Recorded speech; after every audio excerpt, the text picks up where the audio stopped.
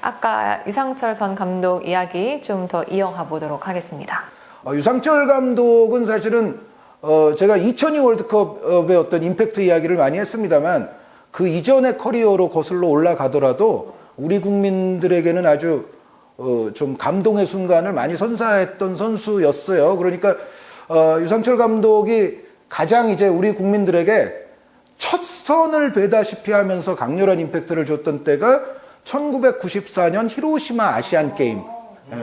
사실 유상철 선수가 이제 경신중고 나오고 또 이미 축구 명문으로 아주 굳게 그 당시에 자리매김하고 있었던 건국대학교를 나왔기 때문에 굉장히 엘리트예요. 굉장히 엘리트였고 시작부터 엘리트. 연령대에서도 상당히 우수한 선수였는데 약간 이제 초기에는 조금 안타깝게도 그 91년 세계 청소년 선수권에서 엔트리 들질 못했고 94년 월드컵 미국 월드컵 당시에도 이제 국가대표 엔트리에 들질 못했었어요. 그래서 사실은 이제 그때까지는 조금 이제 절치부심의 시기도 있었죠. 그런데 그리고 나서 이제 94년 월드컵이 끝나고 나서 했던 게 94년 히로시마 아시안 게임이거든요. 그러니까 어떻게 보면 이제 유상철 선수에게는 이 대회부터는 자기가 이제 뭔가 국가대표로서 확실히 올라서서 뭔가 좀 보여줄 필요가 있었던 대회였는데 바로 그 대회에서 8강전이 한일전이었어요. 그 유명한 피가 끓는 한일전. 네, 피가 끓는 정말 가위바위보를 해도 뭐 이겨야 한다는 그 한일전인데 그 한일전이 내용상으로만 보면 역대 한일전 가운데 거의 뭐 1등에 가까운 명승부 한일전이에요. 물론 이제 그 이후에 이제 월드컵 예선 아주 중요한 도쿄 대첩도 그것도 아주 드라마틱한 승부가 있었지만 이 히로시마 아시안 게임 당시의 한일전은 요즘은 이제 아시안 게임이 이제 연령별 의미가 강하지만 94년 정도까지만 하더라도 이거는 완전 A 대표팀 대 A 대표팀이 맞붙는 아시안 게임이 아주 심각한 경기였어요. 그런데 그 경기가 스코어가 3대2로 대한민국 승이었습니다. 3대2면은 이게 벌써 피가 끓죠. 축구에서 3대2가 이것도 아주 드라마틱하게 원래 우리가 이제 미우라 선수에게 먼저 실점을 했는데 그 당시는 또 그 경기가 또 명승부가 될 여러 가지 조건이 있어요. 그런데 그 당시에 출전했던 양국의 선수들이 다 레전드들이에요. 큰 이름들이고 그런데 어쨌든 우리가 미우라 선수에게 먼저 실점을 했는데 그때 황선홍 선수의 어시스트를 받아서 동점골을 넣었던 선수가 유상철 선수예요. 네. 그러니까 유상철 선수가 제가 말씀드렸던 대로 이제 91년이라든가 94년 요때까지 조금 이제 대표팀 엔트리에 아깝게 좀 탈락하고 이제 이런 일들이 있었는데 히로시마 아시안 게임에 딱 나가서 거기서 이제 자신의 존재감을 엄청나게 보여준 거예요. 그래서 어쨌든 유상철 선수가 동점골 넣고 일본의 또 유명한 아주 다재다능한 수비수 중에 이하라라는 선수가 있었는데 이하라 선수가 또 장쾌한 골을 성공시키면서 또 경기 막판까지 2대2였다가 황선홍 선수가 정말 이제 드라마틱하게 페널티킥을 얻어내고 본인이 성공을 시켰어요. 그러면서 아주 정말 짜릿한 경기 막판에 3대2 승부가 나오거든요. 그런데 골 넣은 선수들만 해도 우리는 황선홍, 유상철, 일본은 미우라, 이하라 이런 선수들이에요. 히로시마 아시안 게임이 양국에 정말 많은 레전드들이 나와서 정말 총력전을 다했던 엄청난 경기였고 3대2 스코어가 났었는데 그때 고 유상철 감독이 그 당시에 동점골의 주인공이었고 그러면서 어떻게 보면 이제 국민들의 눈도장을 그때부터 찍기 시작했군요. 그렇죠. 처음 찍는 계기가 됐죠. 그리고 나서 이제 유상철 감독의 또 한 번의 모멘트는 우리 축구사에는 조금 이제 안 좋은 순간인데 98년 프랑스 월드컵. 요때도 이소민 아나운서는 이제 요것도 잘 알기 어렵죠. 그런데 98년 월드컵은 사실은 그 대회 도중 감독 경질이라는 정말 잊지 말아야 될 일까지 벌어졌던 우리 축구에는 정말 좀 불미스러웠던 순간의 대회였어요. 그런데 어찌됐건 그래서 우리가 첫 번째, 두 번째 경기를 아주 안 좋게 끝내고 나서 그러면은 이제 우리는 또 이런 거 있잖아요. 야, 그래도 여기서 최소한의 자존심은 지키고 가야 돼. 그쵸. 세 번째 경기는 정말 머리 질끈 동여매고 하는 그런 경기가 됐거든요. 근데 그 경기가 이제 벨기에전이었는데 벨기에전에서 어떻게 보면 벨기에 입장에서는 좀 황당하게도 탈락을 경험한, 그러니까 벨기에를 탈락시키는 결과를 낳은 우리의 자존심을 그래도 마지막에 좀 살리는 우리의 골을 넣었던 사나이가 유상철 선수예요. 어떻게 했길래 탈락을? 근데 이제 벨기에는 사실은 그 두 번째 경기까지는 벨기에는 그 조에서 가장 잘하고 있었어요. 우리는 가장 못하고 있었고. 그런데 우리는 그래도 최소한 자존심은 지켜야 되잖아요.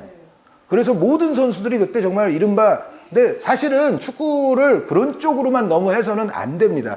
요즘 현대 축구의 어떤 개념과도 맞지 않고 사실은 현대의 다른 분야의 상식과도 맞지 않죠. 그러니까 이미 망했는데 그 다음에 막 몸을 던져서 뭐를 억지로 하려고 그런다? 그거는 사실 좋은 건 아니거든요. 좋은 건 아니지만 그럼에도 불구하고 스포츠에서는 멘탈의 중요성 또한 이거는 아무리 강조해도 지나치지 않을 정도로 멘탈도 분명히 중요한 요소고요. 그리고 우리에게는 어쨌든 그때는 그래도 자존심을 지키고 그래도 대회를 마쳐야 된다. 탈락을 하더라도 탈락은 했지만 그런 상황에서 어쨌든 그 우리의 자존심을 지켜준 간판 선수가 그 당시에 유상철 선수였다는 거. 그러니까 우리의 정말 안 좋은 월드컵이었지만 그래도 마무리가 유상철 선수로 인해서 뭐 그게 위안은 아니었어요. 사실 위안은 아니었는데 그래도 작은 자존심은 회복할 수 있었다라는 그런 부분이 하나 있었고, 그리고 그 이후에 요것도 이제 유명한 에피소드죠.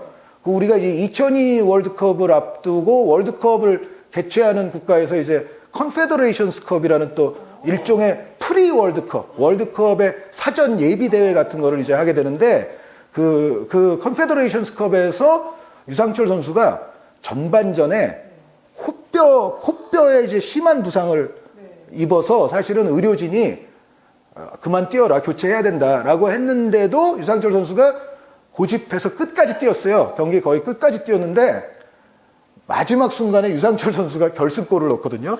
그것도 헤딩으로. 코를 크게 다친 선수가 헤딩으로 결승골을 넣었어요. 그때 아마 히딩크 감독도 그 유상철 선수의 그 의지와 투혼을 보면서 혀를 내둘렀을 가능성이 굉장히 높아요. 이건 진짜 대단하다. 아마 히딩크 감독도 그렇게 아마 100% 생각을 했었을 정도로 유상철 선수가 또 그 컨페더레이션스컵 멕시코전에서 보여줬던 그 엄청난 투혼을 잊을 수가 없죠. 그리고 이제 K리그에 돌아왔잖아요. 98년에 유상철 선수가 K리그에서 득점왕을 차지했어요. 근데 유상철 선수가 정말 우리 한국 축구 역사에 있어서 이른바 유틸리티 플레이어 혹은 멀티 플레이어, 멀티맨을 이야기할 때 유상철 선수가 우리나라 축구 전체 역사에서 넘버원입니다. 그게 왜 그러냐면, 그러니까 유상철 선수가 사실 통상적으로는 우리가 이제 그래도 미드필더를 많이 본 선수로 인식을 해요. 특히 중앙 미드필더를. 그런데 유상철 선수 실제 커리어에서 보면 안 해본 포지션이 거의 없어요. 최전방 공격수, 약간 처진 공격수, 측면 미드필더, 측면 수비수, 중앙 미드필더, 중앙 수비수, 안 해본 포지션이 가능한가요? 없거든요. 그런데 그것을 가장 상징적으로 또 증명했던 장면이 98년에 K리그에서 득점왕이 됐었다. 그때 이제 K리그 이제 울산에서 유상철 감독이 어떤 포지션으로 뛰었냐면 공격수와 공격형 미드필더를 오가는 그런 롤이었어요. 그런 역할이었는데, 득점왕까지 할 줄은 몰랐죠, 사람들이. 그런데 그 득점왕까지 해내면서 정말 멀티플레이어의 표상이라는 걸 보여줬는데, 이 멀티플레이어로서의 유상철 선수의 장점은 어느 순간에도 드러나냐면 2002 한일 월드컵 때 이탈리아전, 그 유명한 이탈리아전에서 이제 우리가 골을 넣어야 되는 상황이 됐을 때 히딩크 감독이 계속 공격수를 투입하면서 공격적인 교체를 단행하거든요. 그럴 때 그러면은 공격을 계속 강화시키는 교체를 한다고 해서 수비 안 할 수 있습니까?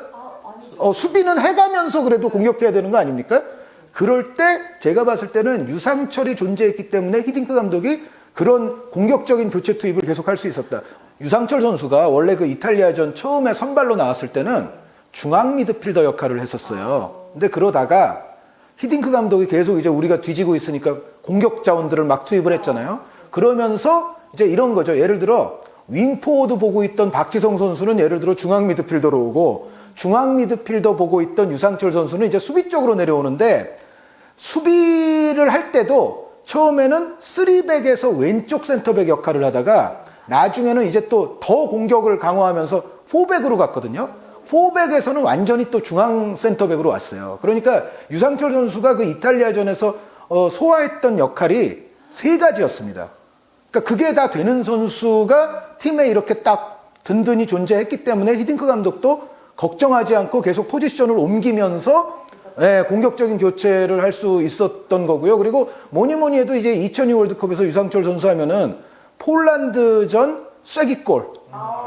예르지 두대 골키퍼의 손을 뚫고 갔던 그 중거리포.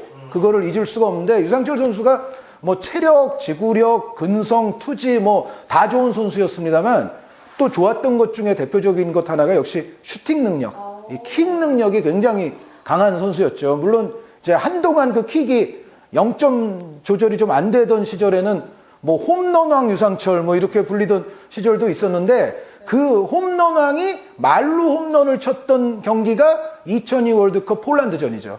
그 골은 물론 이제 황선홍 선수의 첫 골도 있었지만 그 골은 어떻게 보면 폴란드의 추격 의지를 엄청나게 떨어뜨리는 골이었고 대한민국 축구 역사에서 우리의 월드컵 본선 최초의 1승을 확정짓는 의미의 골이기도 했거든요. 그러니까 유상철 선수가 이렇게 우리 축구사에 정말 중요했던 순간순간마다 감동을 주는 그런 모멘트를 갖고 있었고 계속 등장을 했었고 그리고 말씀드렸던 대로 엄청난 멀티플레이어로서 뭐 골키퍼 포지션 빼고는 실전에서 다 들어가 봤을 정도로 뭐 좌우 측면 수비, 뭐 측면 미드필더, 중앙 미드필더는 뭐 본업이고 뭐 공격형 미드필더, 뭐 더 앞에 올라간 스트라이커, 뭐 처진 스트라이커, 뭐 센터백 다 했어요. 그리고 이거를 또 증명하는 게 뭐가 있냐면 유상철 선수가 K리그 역사에는 정말 드문 K리그 이제 시즌이 끝나면 MVP도 뽑지만은 베스트 11도 선정하거든요. 포지션별로. 유상철 선수는 공격수로도 미드필더로도 수비수로도 모든 포지션에서 한 번씩은 베스트 11에 들었던 선수예요. 그럴 수가 있나요? 한 선수가? 요거를 한 번 했던 또 다른 인물이 하나 있는데 그게 예전에 야생마, 삼손이라고 불리던 김주성 선수가 있어요.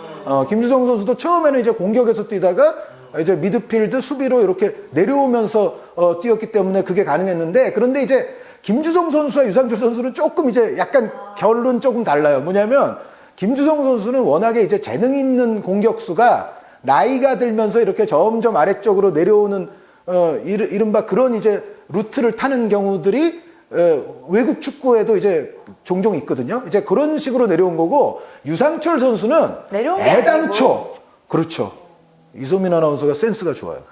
내려왔다기보다는 애당초 그냥 다 되는 선수. 지금의 손흥민 선수도 불가능한 거 아닙니까? 손흥민 선수 불가능하죠. 손흥민 선수에게 중앙 수비수 시키면 안 되겠죠. 손흥민 선수에게도 물론 결례겠지만 어쨌든 그러니까 어떤 특정 분야에 엄청난 재능을 강력하게 발휘하는 선수가 있는가 하면 여러 분야를 정말 고루고루 잘하는 유형의 또 그런 특성을 지닌 선수도 있는데 유상철 선수는 대한민국 어쨌든 축구 역사에서 멀티플레이어, 유틸리티 플레이어 역대 탑 몇을 꼽아라 하면 1등이에요. 유상철 선수가. 그러니까 대한민국에서 멀티플레이어를 가장 상징하는 이름이라고 해도 과언이 아닌 선수가 유상철이었고 심지어 득점왕도 해봤고 모든 포지션에 걸쳐서 K리그 베스트 11도 해봤고 그런 역사를 지닌 정말 흔치 않은 인물이었죠. 그리고 이제 유상철 선수 이야기가 나왔으니까 제가 오늘 여기서 이제 꼭 말씀드리고 싶은 것 잠깐 한 말씀 하자면 유상철 선수도 사실은 유상철 감독도 71년생이라서 아직 굉장히 젊은 나이인데 또 다른 올해 유명을 달리했던 또 고 차기석, 고 여효진, 고 김희호 이런 분들은 더 젊어요. 유상철 감독보다도 뭐 띠동갑 이상으로 더 젊은 분들이 타계를 했기 때문에 올해 2021년 또 아주 일반 대중까지는 아니지만 그래도 축구 팬들에게는 슬픈 소식이 좀 많았어요. 2021년에. 그래서 유상철 감독과 더불어서 올해 타계했던 또 몇 명의 축구인 분들의 명복을 또 이 자리를 빌어서 또 빌고 싶습니다. Maybe I